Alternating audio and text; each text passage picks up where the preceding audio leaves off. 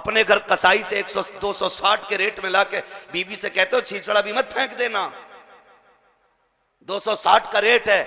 پرائے اگر حرام کی مل گئی تو بوٹیاں پھینکتے ہوئے غیرت نہیں آتی ہے؟ سوچا کرو ایک باپ بیٹی کو رخصت کرتا ہے، شاید اس کے 18 سال کی محنت لگی ہوتی ہے، 20 سال کی کمائی لگی ہوتی ہے، پوری زندگی کا جوڑا ہوا لگا ہوتا ہے، تب جا کر کے وہ تمہارے کھانے کا انتظام کرتا ہے، کتنی آسانی سے پھینک دیا کرتے ہو۔ تمہیں خدا کا واسطہ رزق کی عزت کیا کرو، میرے نبی نے فرمایا تھا رزق کی عزت کرنا، اگر یہ روٹ گیا تو میسر نہیں ہوگا۔ آج کثرت سے رزق ہے اس لیے ہمیں قدر نہیں ہے، شاید بھول گئے ہو تو یاد دلا دوں، میرے نبی نے اعلان فرمایا تھا اسلام کے لیے چندہ پیش کیا جائے، جس کے پاس جو تھا وہ لے کر کے چلا آیا تھا۔ حضور کے ایک غریب صحابی اٹھے ہیں محفل سے، ان کی بھی تمنا تھی دین کے لیے پیش کروں، گھر آئے بیوی سے آ کے کہتے ہیں شریک حیات گھر میں کچھ ہے کہ نہیں؟ بیوی کہتی میرے سرتاج آج بچوں کا 3 دن کا فاقہ ہے، ایک کھجور تک گھر میں نہیں ہے۔ پھر خیال یہ آیا محبوب نے چندہ مانگا ہے، خالی ہاتھ تو نہیں جانا ہے، نکل جاتے ہیں جنگل میں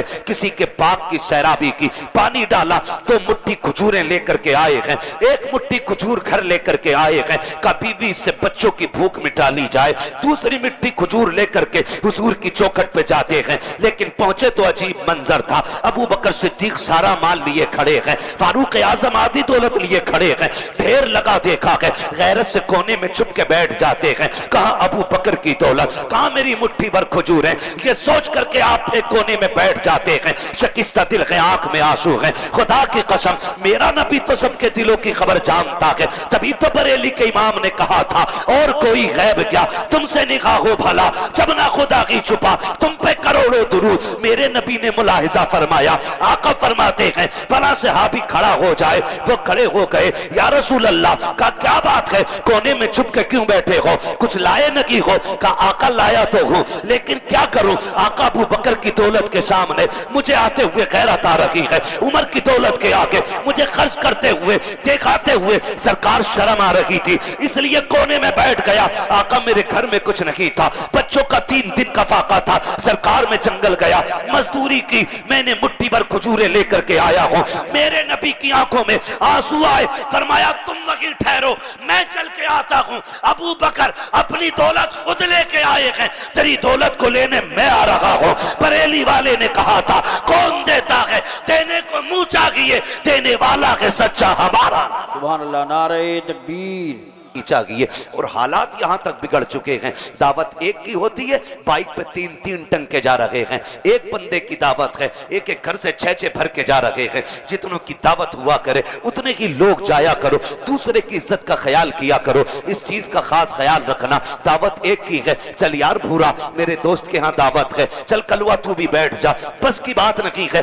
ورنہ بائک میں ڈنڈے باندھ کے بھر کے لے جائیں، اور تمہیں خدا کا واسطہ جتنوں کی دعوت ہوا کرے اتنے ہی جایا کرو۔ اور بھی اگر نیکی کمانا چاہتے ہو، اگر تمہیں پتا ہے کوئی غریب باپ بیٹی کو رخصت کر رہا ہے، اس نے محنت سے آج یہ دن دیکھا ہے، تو آدھی خوراک اپنے گھر پہ کھانا کھا لو، آدھا کھانا بچا کر کے، آدھی خوراک بچا کر کے کسی بیٹی کے باپ کے گھر جا کے کھا لو۔ اگر تیرے حصے کی ایک روٹی کی وجہ سے کسی غریب کی عزت بچ جائے گی، اللہ اپنے کرم سے قیامت میں تیری عزت بچا دے گا، تجھے عزت عطا فرمائے گا۔ آج حالات بگڑتے جا رہے ہیں، اور میرے بھائی میں کہنا یہ چاہتا ہوں، جب ولیموں کے کھانے ہوتے ہیں، امام صاحب دعوت کے لیے آتے ہیں، اس کے بعد یہ کہہ دیا جاتا ہے کھانا کم پڑ گیا ہے، پہلی بات مدرسے والوں کی دعوت ہوتی نہیں ہے، اور اگر کر بھی دی جاتی ہے تو کوئی بلانے نہیں آتا ہے، پھر خیال آتا ہے 4 بجے جا کے او یار حافظ جی نہیں دکھے، پھر بچہ بھیجا جاتا ہے جاؤ مدرسے سے کسی کو لے کے آؤ، وہ مدرسے آتا ہے بلانے کے لیے، تب جا کے بچی کچی قرآن والوں کو کھلائی جاتی ہے۔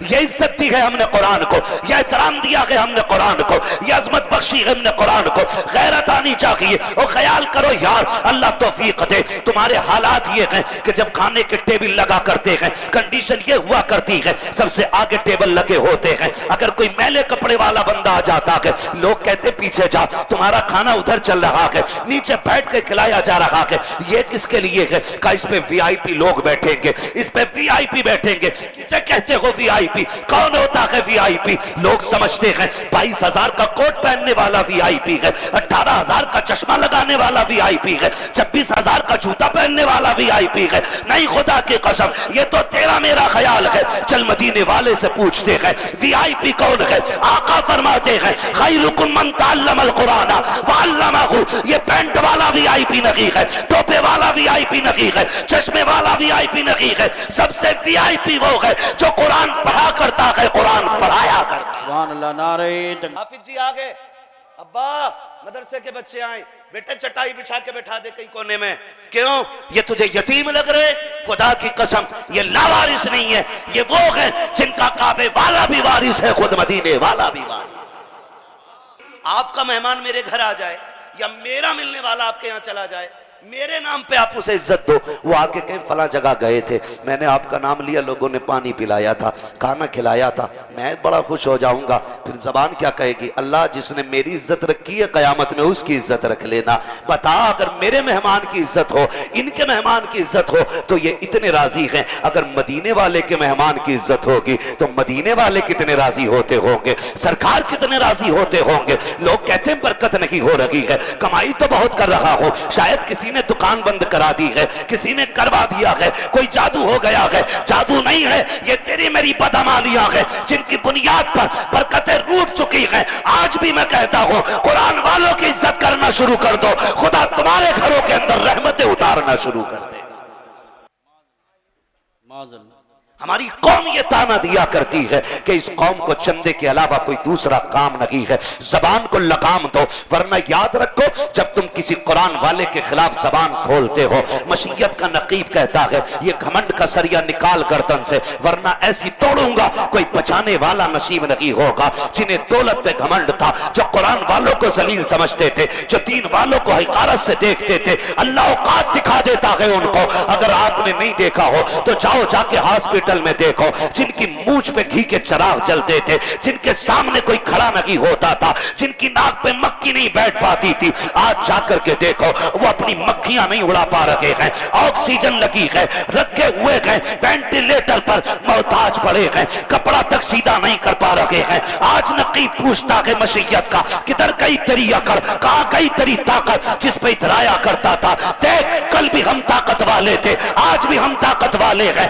تب تجھے اوقات دکھائی جاتی ہے، اس وقت بھی تم دیکھنا پیارے جو یہ کہتا تھا کہ مجھے تمہاری ضرورت نہیں ہے، اکیلا کافی ہوں، مجھے پریوار کی ضرورت نہیں ہے، تنہا آگے بڑھ جاؤں گا۔ ہوش کے ناخن لو، ہوش کے ناخن، رب نے ایک دوسرے کی ضرورت بنایا ہے تمہیں، اکیلے ہو کے نہیں چل سکتے ہو۔ جب تمہیں وینٹیلیٹر پہ رکھا جاتا ہے، آکسیجن لگائی جاتی ہے اور تم خود سے مکھی نہیں اڑا پاتے ہو، ملنے والے لوگ تم سے آتے ہیں، تم پانی تک نہیں پی پاتے ہو، پائپ لگا ہے جس کے ذریعے جوس ڈالا جا رہا ہے، پانی ڈالا جا رہا ہے، کہاں گئی تیری وہ سانسیں، کہاں گئی وہ تیرے ماتھے کی لکیریں جنہیں دکھا کر کے لوگوں کو ڈرایا کرتا تھا؟ کدھر گئی تیری عقل جب تو کہتا تھا کہ میاں میں ناک پہ مکھی نہیں بیٹھنے دیتا ہوں؟ آج تجھے آئینہ دکھایا جا رہا ہے، تیرے ملنے والے لوگ کوئی جوس لے کے جا رہا ہے، کوئی پھل لے کے جا رہا ہے، پھر ڈاکٹر یہ کہہ دیتا ہے نہیں نہیں قریب نہیں جا سکتے ہو، دور سے دیکھ سکتے ہو، تم وینٹیلیٹر پہ پڑے رہو گے، تم ترچھی آنکھوں سے دیکھو گے، کچھ کر نہیں پاؤ گے۔ اس وقت تم نے دیکھا ہوگا جو پڑے ہوتے ہیں، آکسیجن لگی ہوتی ہے، ان کی آنکھوں سے آنسو بہتے ہوتے ہیں، لیکن کچھ کہہ نہیں پاتے ہیں۔ جس زبان سے تانے دیتے تھے، جس زبان سے لوگوں کو گالیاں دیتے تھے، جس زبان سے قرآن والوں کو حقیر سمجھتے تھے اور بولا کرتے تھے، آج اللہ نے تالا لگا دیا ہے۔ دو جملے تو کیا ہے، دو حرف نہیں بول سکتے ہو، پانی نہیں کہہ پا رہے ہو، بھوک نہیں کہہ پا رہے ہو، پیاس نہیں کہہ پا رہے ہو، بیٹا کہہ کے نہیں آواز دے رہے ہو، اپنی من کی بات نہیں کہہ پا رہے ہو، اندر گھٹن ہو رہی ہے، سینے پہ جلن ہو رہی ہے، اور یہ جو آنے والے مہمان ہے، کوئی جوس لے کے آ رہا ہے، کوئی پھل لے کے آ رہا ہے، صرف دیکھ کے اس لیے رو رہے ہو۔ آج اس لیے نہیں رویا ہے کہ آج ہو کیا رہا ہے، اس خیال نے رلا دیا ہے نادان یہ جوس لے کے آیا ہے، زندگی کے آخری لمحے ہیں، کاش کوئی سورہ یاسین کا پانی لے کے آ جاتا، کوئی سورہ رحمان کا تحفہ لے کے آ جاتا، کوئی قرآن کی تلاوت لے کے آ جاتا۔ وہ آکسیجن پہ لگا بندہ رو رو کے کہتا ہے کوئی تو ہوتا جو موت کی آسانی کے راستے نکال لیتا۔ اس لیے میں کہتا ہوں اپنے بیٹوں کو قرآن کا قاری بنا لو، تاکہ جب سانسیں اٹکنے لگے تو خدا کی قسم اتنا انتظام ہو جائے، ادھر قرآن پڑھا جائے، ادھر تیری روح بدن سے نکلے اور فرشتے کہے مبارک ہو، قرآن کے صدقے میں تجھے جنت کا مہمان بنا دیا گیا۔ سبحان اللہ، نعرہ